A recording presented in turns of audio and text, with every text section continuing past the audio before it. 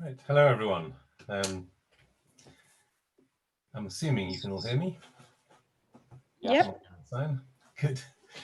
And I think, yeah, it looks like we've got a few people who've joined the session. Great. So welcome to the Improving Population Health theme session. Now, this is all slightly new technology to all of us, and there seem to be a few teething problems. So I hope everything goes according to plan. So I'm going to start off with a bit of an introduction. I'm going to try and give a bit of a try and share my screen and go through a bit of an outline of some of the things that we've been doing in the Improving Population Health theme, and then we have a few sort of breakout sessions, which I think you've already been allocated to. And let me just try and share my screen first off.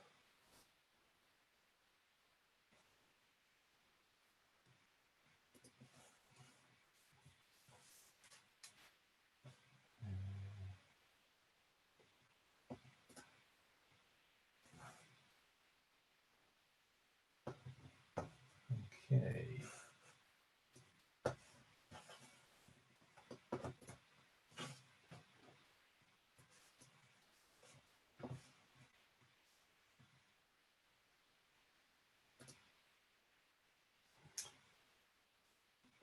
Right, hopefully you can all see the slides on the screen now. Yeah, we can see it. Great, thanks Andy. It's not in Right, presentation mode though. It's not in presentation mode. No. It is on my screen. Which one are you? Are you seeing the presenters side of it? I see the full window, Ben, but it's. I mean, it's.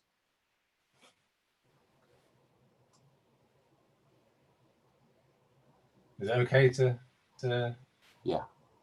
Yeah. Okay, so the idea of the session today really is just to kind of raise awareness and share learning with members and public advisors about ongoing projects, and to gain insights from you about informing the development of those projects, and to look at see if that spurs any ideas about sharing practice, identifying new projects, expanding some of the approaches that we're doing in some parts of the ARC to other areas. So the plan for today is got from now till 10:35, I think, is just a bit of a welcome and introductions from me. So that's welcome, and a little bit from me about what the projects that we've been involved in the Improving Population Health theme, and some of the progress on those projects. And then there are 3 breakout sessions where we can dive into a bit more detail on some of those projects and hopefully get some more feedback from you. So we have a session on the Ways to Wellbeing project, which we're going to hear. I'll talk a little bit more about in a minute, and that is going to be led by Roberta from our team at the university, with Claire Marnie from Liverpool CCG, and Debbie Nolan from Citizens Advice Liverpool, and Lauren from the University of Liverpool.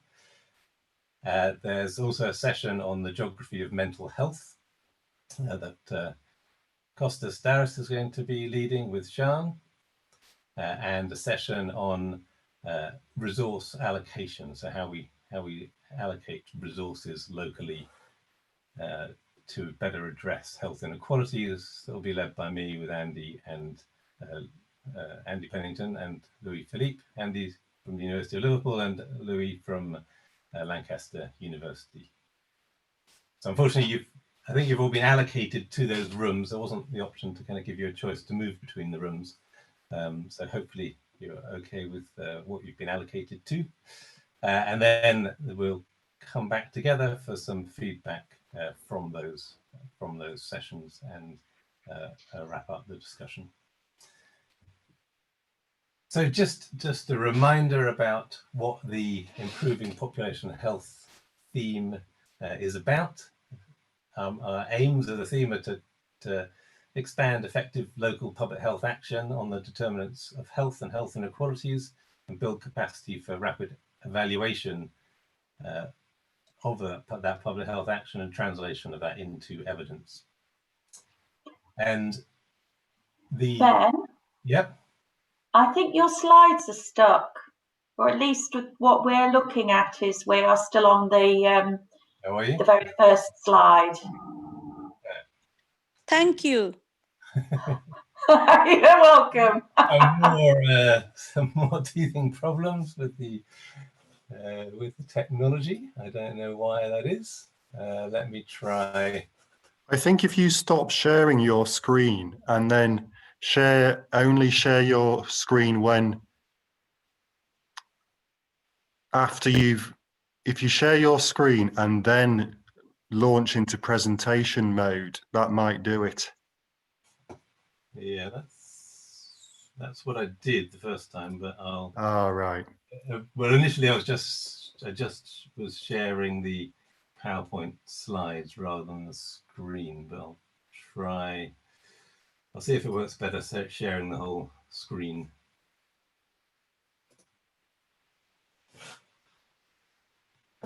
So hopefully you should be able to see my screen now. I can't really exactly see what you can see, so it's a bit tricky to. Yeah, we can see your actual screen. Ah, that's a bit better. That's bigger. That's it. That looks like it. Yay! Moving on now. Yes. Okay. Make sure I don't run out of time before I get cut out. Anyway, those were the slides that you should have seen when I was talking about them, and that is the program for the day, and those are the aims for the session. And I was just going to talk. So what we're utilizing in that evaluation, in developing these local evaluations of public health action, are a couple of sort of data resources. One that Mark has already mentioned.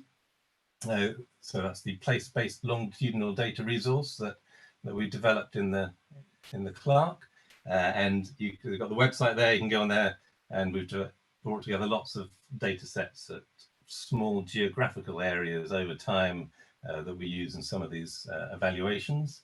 And we've also working particularly with Liverpool CCG in developing the use of their linked population health data sets. So they've got data sets from health and social care, from both sort of primary and secondary healthcare that are all linked up together, and we use anonymized versions of that data to help evaluate what works within the local system. Okay, so we've got sort of 8 ongoing projects that are part, so ongoing evaluation and implementation projects that are part of the theme. I'll just give you a little bit of an outline of where we're up to on those. So firstly, looking at evaluating air quality improvement actions across the Northwest Coast. We've done some work mapping what's being done in terms of improving air quality in recent years across the Northwest Coast, and have been looking at evaluating the impact of that on, in particular, hospital admissions and prescribing for respiratory conditions, showing that there's been some impact of some of the air quality management areas do seem to have had a positive impact on health care use for respiratory conditions, and we're looking at how we can learn from that in terms of expanding some of that positive work across other parts of the country.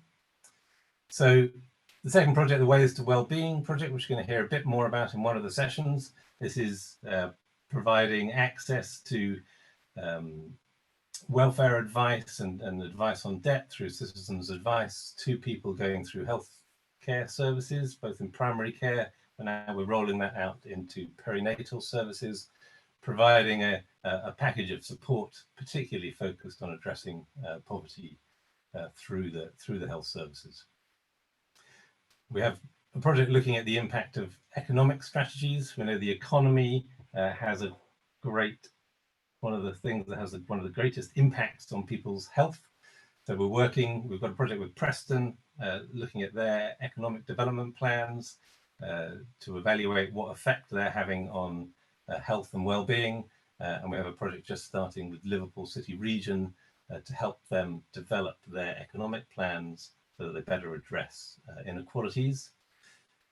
We have work that is focused on the response to COVID-19, in particular, as Mark mentioned, developing indicators to identify areas that are particularly at risk and helping local government and other local systems in using that to target their response to the pandemic. The fifth project there, looking at how resources are allocated to local areas. So that's a project working with Merseycare to look at what are the best ways to determine what staffing levels should be in different neighbourhoods to better address levels of need. And that's also going to feature in one of our breakout rooms, looking at how we decide on how much resource should go to each neighbourhood to best match the levels of need in those places. And then the sixth project there is an evaluation of a physical activity intervention in Pennine, Lancashire, so across a number of Lancashire local authorities, which work is going to be starting on that shortly. It's been slightly delayed by the pandemic. The Rapid Intervention Causal Evaluation project is working with Liverpool CCG's linked data sets and helping them develop methods for evaluating what works and what doesn't. We just completed an evaluation as part of that project of their integrated care teams. So these multidisciplinary teams that are aiming to support people who are particularly at risk of hospital admission. And so we've completed an evaluation of that, which should be published shortly. And as part of that project, we're also now looking at the impact of the shielding program within the pandemic and the impact of that on health outcomes and mental health in particular. And the final project is an evaluation of a self-harm intervention that's been introduced into hospitals in the Liverpool region. So that's just an example of some of the projects that we're working on so far. And then within the sessions, we're going to delve deeper into 3 of those projects and hopefully get some insights from you into how we develop them and potentially expand them into other areas of the country, of the Northwest Coast region. So that's the end of the introduction. If anyone's got any quick questions before, we've got 5 minutes before going into the next session. Happy to answer them, or if not, then we'll move into the breakout sessions.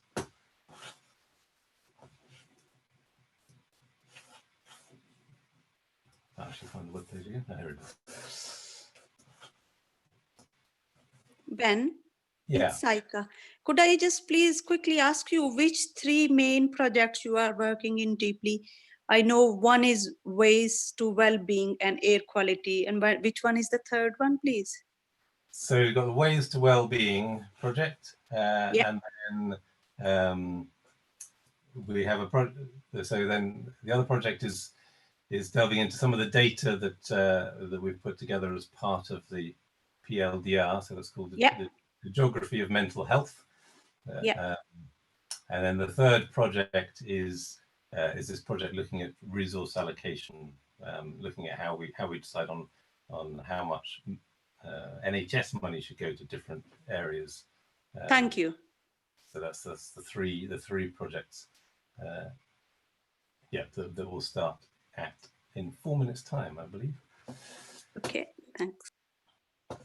Great.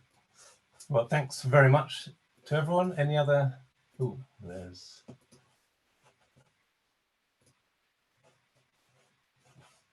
Can't see anything in the chat, but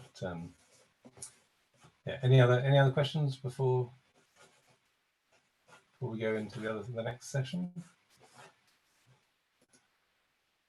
I think.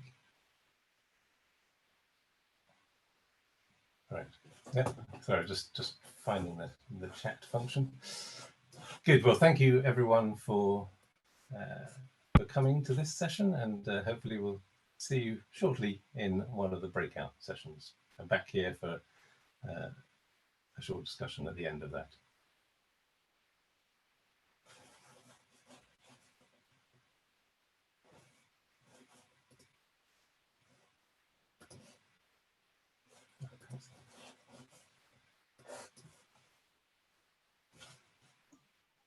Ben, do you know if we needed to leave this session to join the breakout room? So I think if you just click on the breakout room, you go into that session. mm-hmm. Without leaving this. I don't think. Yeah, I'm not sure whether you need to leave this meeting or not. I don't think so. Okay. I think you might be sharing your screen still, Ben, if you click on stop share. Let's stop it. There's too many things in the way. There you go. That should be. So this session hasn't started yet. It starts in 3 minutes. 2 minutes and 8 seconds. Yeah. Roberta. Yes. Hi. Thanks for sending me the Zoom link.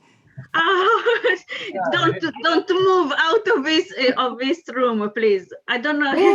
Where am I? I'm supposed to be here. Okay, I'll stay here. I don't know. It's sort of like well, let's see if we need to send another Zoom link. So I'll just wait. Okay. I don't know what was going on. No, none of us. Just. So Ben, are we going to do here. it automatically? I think you have to click on your schedule to go to the next bit. So it should be on your schedule on the web page. Okay, on my schedule. So shall I go on my schedule and then press? I think if you click on that, then you're free to the next step. Just to say, sort of like if this thing disappears, sort of like I will send you another Zoom link as soon as I find it. So just bear with me. Zoom is fine, but if I have to move, I can't. Yeah. Schedule. So but never mind. Yeah. Just to sort of like I think whether or not they have sorted and I can access it. I'll carry on trying to get on through Attendify or whatever it's called. Yeah, just yeah. Yeah. Okay. But it's sort of like I think we Send you should. the link anyway. I think I'm really sorry. I am on my schedule, but I can't join where I need to join. Which session does it have for you? It doesn't say at all. It's just say I am with IPH. Sorry to interrupt, but you can filter your schedule. So there's a little blue icon that says filter in the top right of the Attendify screen below your name, and if you click on that and then you select your name, sessions that you're involved in. I don't know whether you heard all that. I'm having problems with my internet connection. Yeah, we did hear it. Okay, good. Thank you.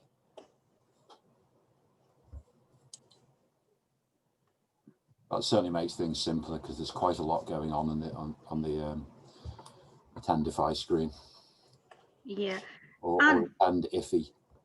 Andy, do we need to open another Zoom meeting then for the breakout rooms? When you go to the session, I imagine it will give you the option So it gives you two options. So to open in the small window in the Attendify screen, but you can also Or open in open Zoom, in but Zoom. we need I found it better doing the. Sorry. open the Zoom meeting. Oh God. So I'm going to join a new Zoom meet. Okay, Claire, I'm going to leave and join another Zoom meeting for our breakout room. And I'm going to send you another link, hopefully. Okay, so I used Yeah. 2 links and I joined this one below. Okay, send me another link and then I'll jump think. onto that one. I'll jump off this one and jump onto that one. Okay.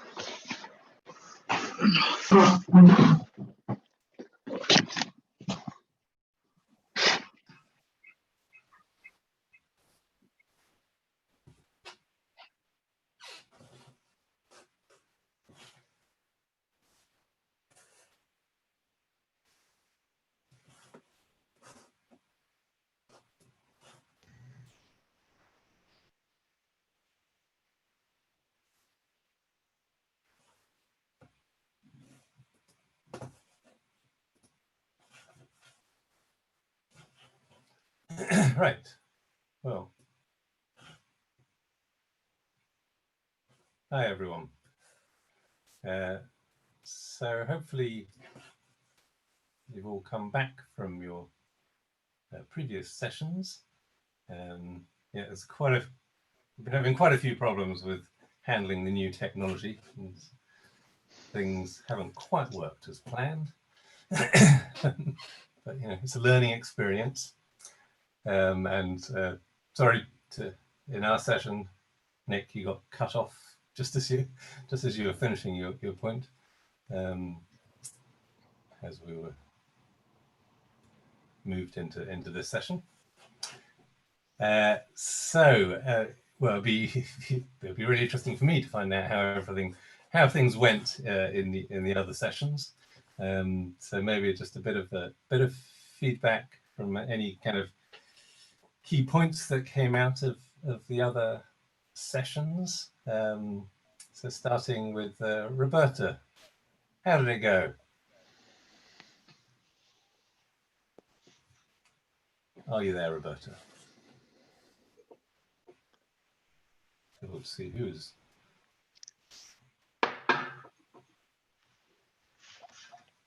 Or maybe not. Anyone from the Ways to Wellbeing session? Claire? Hi. Yeah, just joined. Who's that? Risha Gupta. Hi, were you in the Ways to Wellbeing session? Yes, yes. Right. I don't know, how did the session go? It was very interesting, actually. I mean, I thought it was useful for me to have the case study that they used to look at targeting sort of or understanding about health inequalities was actually around an area of interest of mine, perinatal period, and how they can access women in high risk, socially deprived, economically deprived areas in Liverpool. So it was very useful to see the project that they were doing. Yeah. Excellent. Yeah, so I think that's been one of the, that's been the really sort of innovative part of that project, actually, has been, because there's been similar projects in kind of primary care previously, kind of providing people with support through citizens' advice. But this is one of the first projects, I think, where that has really been focused on perinatal care, and as we know, that's where we can potentially have the biggest impact on health inequalities, is supporting people, particularly with sort of financial and sort of financial advice at that point in the child's life. Yeah, it sort of links in well with what we're doing around the first 1,000 days.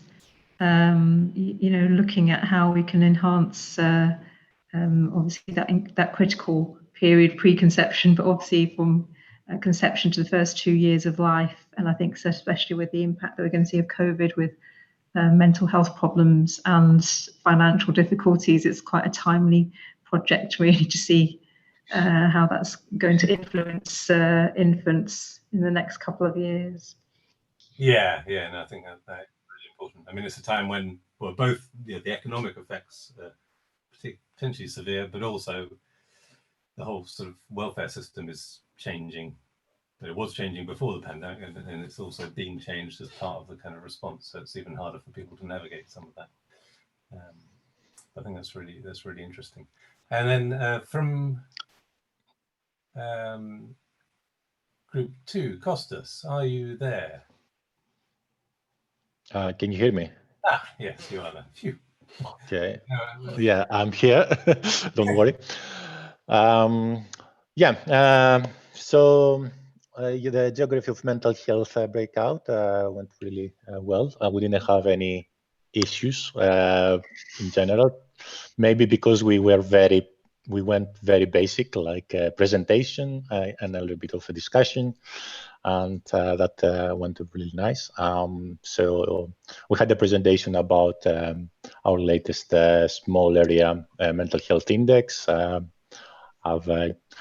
I gave some really nice maps that on the mental health index that are available in the CatoDB platform. And any feedback from people in your session about how that could be used? Any thoughts on that? We have some interesting comments on the index and discussion about why some areas they have appear to have a higher level of mental health, or for example, why or some hidden patterns, for example, in London, where when you look at it at the national level, you cannot see in the map, these patterns. While when you zoom in, then you can see that there are some pockets of areas with poor mental health in London as well. So it was much more like an exploratory discussion about the index, and we also talk about the importance of having indicators that they are having a longitudinal information, so they can be able to give us information over time and can track changes over time. And this is what we talk about. It was about the PLDR and the importance of PLDR on providing these data sources. Great. Okay. And any other feedback that people had on the geography of mental health session?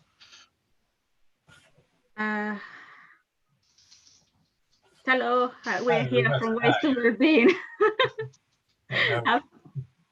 I was looking for you, but sorry? I was looking for you, but you weren't there. Yeah, and sort of like that's why I sort of like I unmuted myself, because we joined. We were a little bit we took a little bit more than anticipated, and we had a very adventurous session, and but it worked fine. So we actually we already had some feedback from someone else who was in your Rita, who was in your sessions, I think. Oh, right. So sort of like I don't need to say anything. Well, we're going to run out of time, otherwise we'll be cut out. Of course. So I was just going to. So in the session that we had on resource allocation, this resource allocation project that we have, we also had a few technical problems, but we had an interesting discussion. I think, particularly at the end, there's a really good point as to how.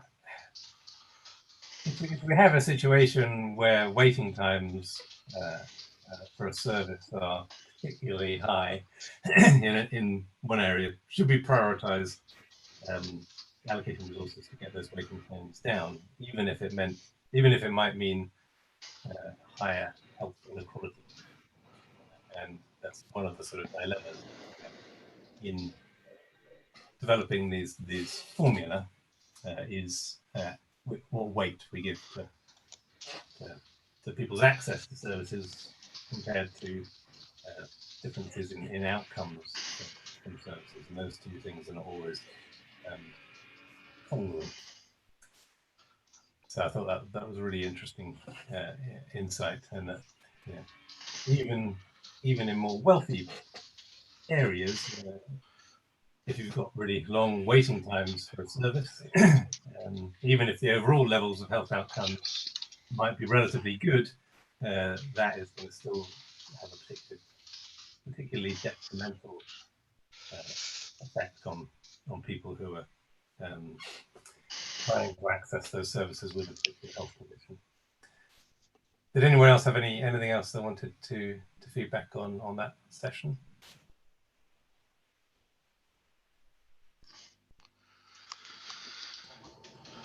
I won't actual calculation able to nuance. I don't know whether you can comment on that. Sorry, Andy, I couldn't really hear all of that. But, I wonder if the nuance. yeah, unfortunately, you're breaking up. I can't quite get it all.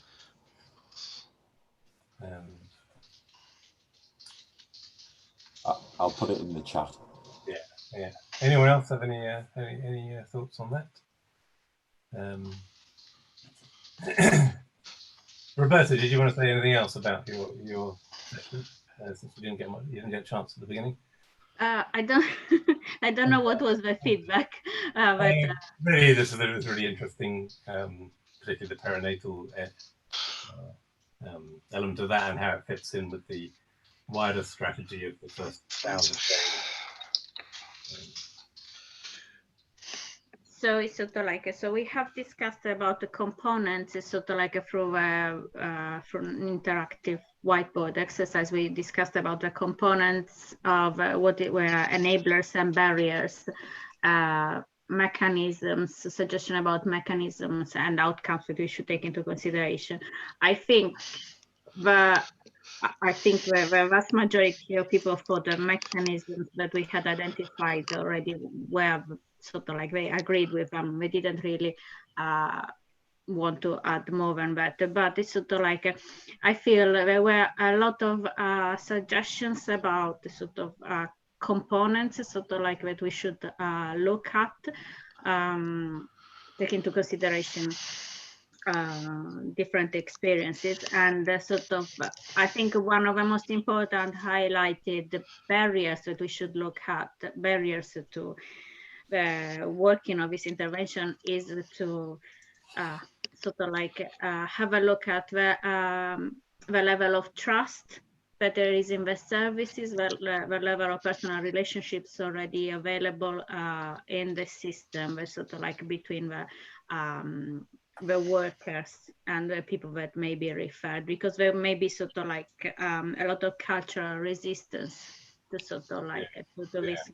So I think that is probably quite that's a really important point across a number of these services, that one of the things that's been found in previous research is the trust and relationship between the people providing the service and the clients is kind of an essential component for an effective service, and that's also an important issue with improving access to services as well, as not just having the right number of people and resources in a place, but also having those services provided in a way that means that they're trusted by the local community.